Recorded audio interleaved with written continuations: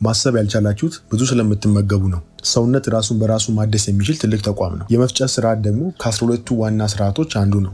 ብዙ ኃይልም የሚያስፈልገው ነው። ኃይል ሊፈጠርም ሊጠፋም አይችልም። ከአንዱ ወደ አንዱ ግን ይዘዋወራል። የሰውነታችሁ ኃይል አብዝቶ በመመገብ የፈጠረው የተጨናነቀ የመፍጨት ስርዓት ውስጥ ከዋለ በሽታን ለመከላከል፣ አዲስ ሀሳብን ለማመንጨት፣ ሌሎች ተግባራትንም ለማድረግ ተነሳሽነት አይኖረውም።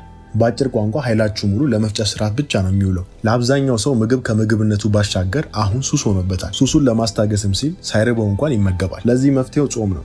ታዲያ ጾም በመንፈሳዊ ረገድ ያለውን ጥቅም ሁላችሁም የምታውቁት ነው። ነገሩን ግን ወደ መሰረታዊ ሳይንስ እናወርደውና ጾም ለአካል ወደ መደበኛ ስርዓቱ እንዲመለስ በማድረግ ራሱን በራሱ እንዲያድስ እድል ይከፍታል። አሁን ከመሰረታዊ ትንሽ ከፍ ብንል ደግሞ ሰው በተለያዩ ዓለማት ላይ በኩል ሰዓት እየኖረ የሚገኝ ፍጥረት ነው።